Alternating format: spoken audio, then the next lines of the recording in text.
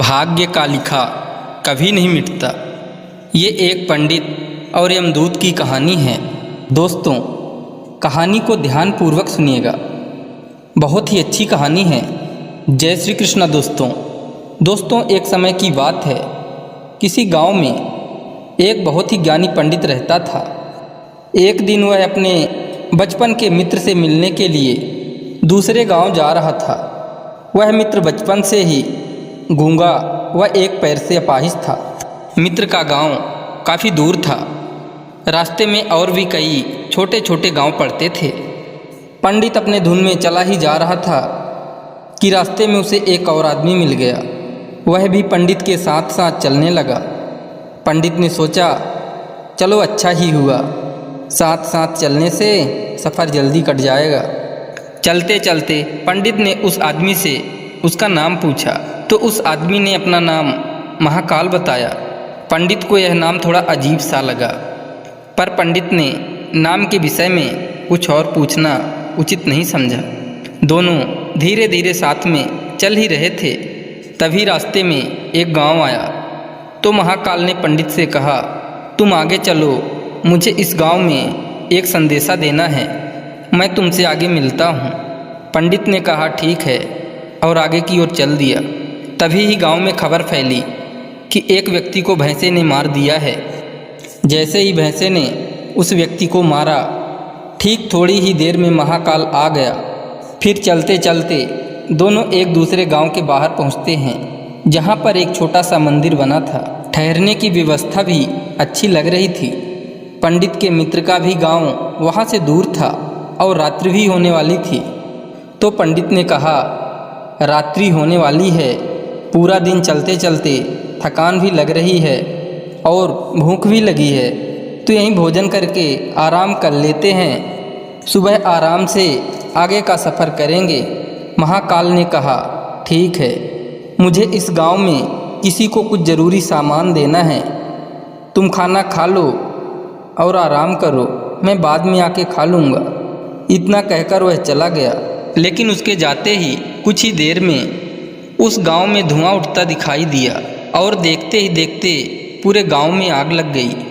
पंडित ने आश्चर्य से सोचा, यह महाकाल जहां भी जाता है वहां किसी न किसी तरह की हानि जरूर हो जाती है, कुछ तो गड़बड़ है।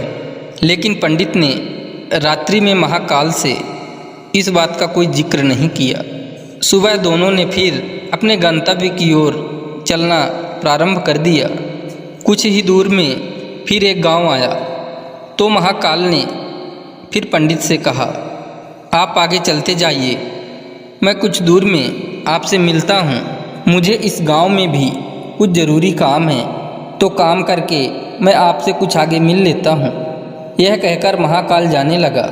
लेकिन इस बार पंडित आगे नहीं बढ़ा, बल्कि वहीं खड़ा होकर महाकाल को देखता रहा कि अब वह कहाँ जाता है और क्या करता है। तभी लोगों की आवाज़ें सुनाई देने लगी कि किसी व्यक्ति को सांप ने काट लिया है और वह मर गया है। ठीक उसी समय महाकाल फिर से उस पंडित के पास पहुंच गया। लेकिन इस बार पंडित को सहन नहीं हुआ। उसने महाकाल से पूछ ही लिया कि तुम जिस गांव में जाते हो वहां कोई न कोई नुकसान ज़रूर हो जाता है, क्या तुम मुझे बता सकते हो, ऐसा क्यों होता है? तो महाकाल ने जवाब दिया, पंडित जी, आप तो मुझे बहुत बड़े ज्ञानी मालूम पड़े थे, इसीलिए मैं आपके साथ चलने लगा था, क्योंकि ज्ञानियों का संग बहुत अच्छा होता है, परंतु आप अभी तक समझ नहीं पाए मैं कौन हूँ। पंडित ने कहा, मैं समझ गया हूँ, लेकिन मुझे कुछ शंका है। अगर आप ही अपना उपयुक्त परिचय दे दें तो मुझे आसानी होगी। तो महाकाल ने जवाब दिया, मैं यमदूत हूँ और यमराज की आज्ञा से उन लोगों के प्राण हरण करता हूँ जिनकी आयु पूर्ण हो चुकी है। हालांकि पंडित को पहले से ही इस बात की शंका थी, फिर भी महाकाल के मुंह से यह सुनकर पंडित घबरा गया। लेकिन फिर से हिम्मत करके पूछा, अगर ऐसी बात है और तुम सचमुच ही यमदूत हो तो बताओ, अगली मृत्यु किसकी है? यमदूत ने जवाब दिया, अगली मृत्यु तुम्हारे उसी मित्र की है जिससे तुम मिलने जा रहे हो। और उसकी मृत्यु का कारण भी तुम ही बनोगे।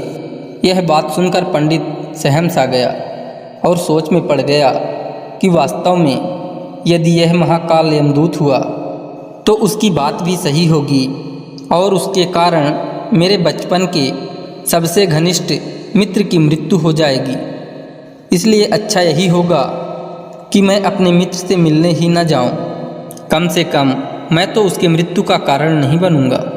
महाकाल ने कहा, तुम जो सोच रहे हो वह सब मुझे पता है, मगर तुम्हारे अपने मित्र से मिलने न जाने से नियति नहीं बदल जाएगी। तुम्हारे मित्र की मृत्यु निश्चित है और वह अगले कुछ ही क्षणों में घटित होने वाली है। महाकाल के मुंह से ऐसी बातें सुनकर पंडित को झटका सा लगा, क्योंकि महाकाल ने उसके मन की बात जान ली थी, जो एक साधारण व्यक्ति के लिए संभव नहीं है। अब पंडित को विश्वास हो गया कि यह महाकाल सचमुच में ही यमदूत है, इसलिए वह मित्र के मृत्यु का कारण न बने, इस कारण वह पीछे की ओर मुड़ा और अपने गांव की ओर जाने लगा। परंतु जैसे ही पंडित मुड़ा, उसका मित्र तेजी से उसकी ओर आता दिखाई दिया, जो पंडित को देखकर अत्यंत प्रसन्न दिख रहा था। अपने मित्र के आने की गति को देखकर पंडित को ऐसा लगा जैसे कि उसका मित्र काफ़ी समय से उसके पीछे ही आ रहा है, लेकिन वह बचपन से ही गूंगा था और पैर से अपाहिज था, इसलिए न तो पंडित तक पहुंच पा रहा था और ना ही पंडित को आवाज़ देकर रोक पा रहा था। लेकिन जैसे ही वह पंडित के पास पहुंचा, अचानक उसकी मृत्यु हो गई। पंडित हक्का बक्का होकर महाकाल की ओर देखने लगा, जैसे कि वह पूछना चाह रहा हो कि आखिर क्या हुआ। महाकाल ने पंडित के मन की बात समझ गया और बोला, तुम्हारा मित्र पिछले गांव से ही पीछे पीछे आ रहा था, लेकिन वह अपाहिज और गूंगा होने की वजह से तुम तक नहीं पहुंच सका। उसने अपनी संपूर्ण ताकत लगाकर तुम तक पहुंचने की कोशिश की, लेकिन बुढ़ापे में बचपन जैसी ताकत नहीं होती, इसलिए हृदयाघात के कारण तुम्हारे मित्र की मृत्यु हो गई।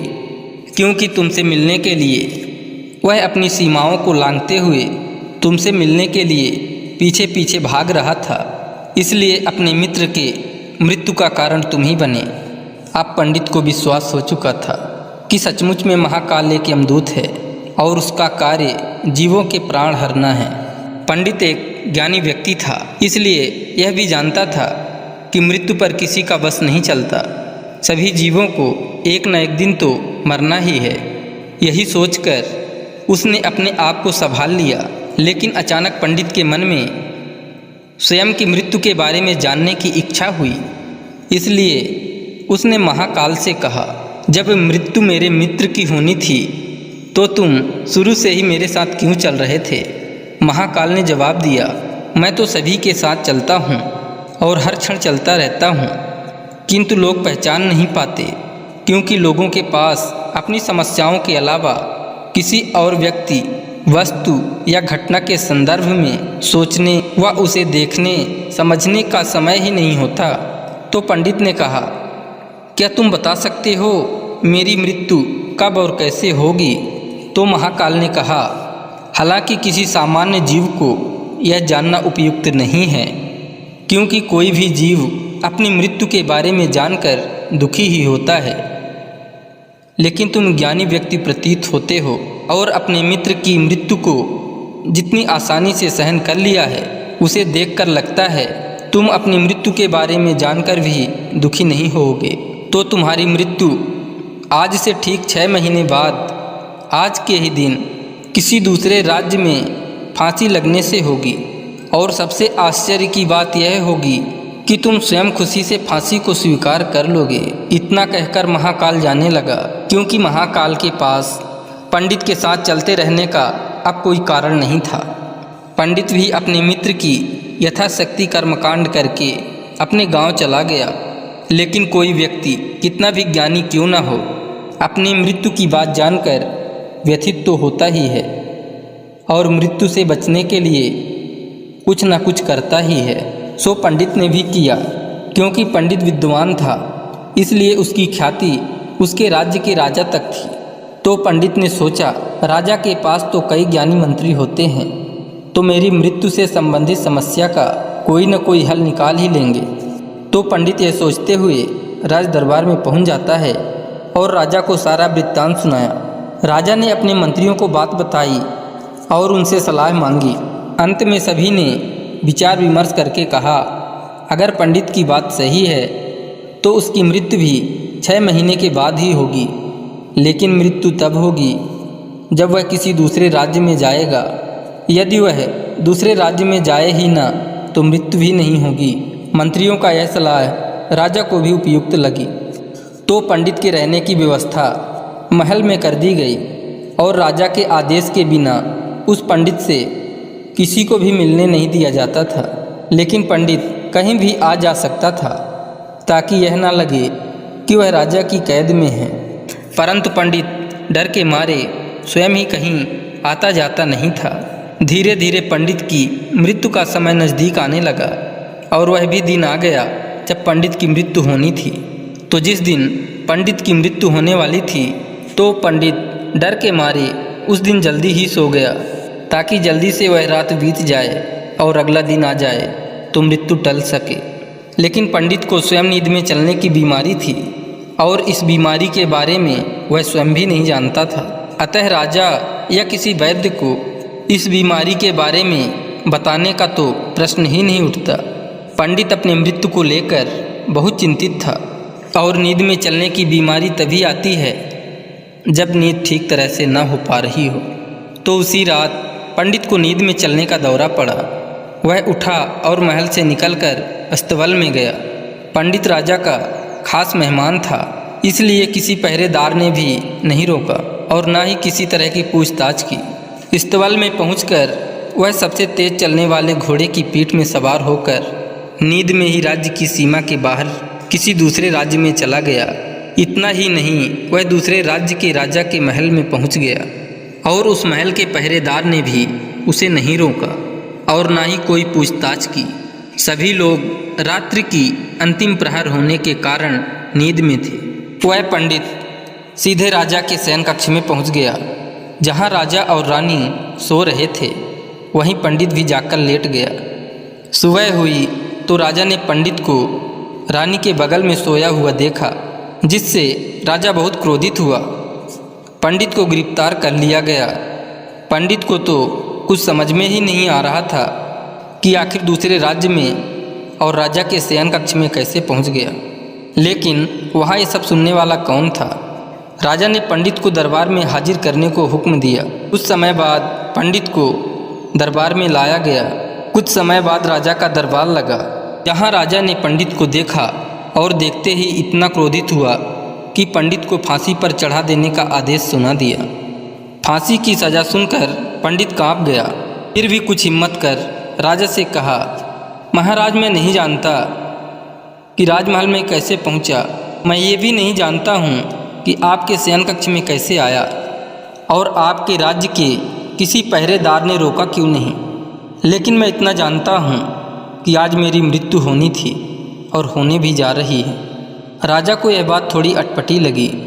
उसने पूछा, तुम्हें कैसे पता कि आज तुम्हारी मृत्यु होनी है? कहना क्या चाहते हो?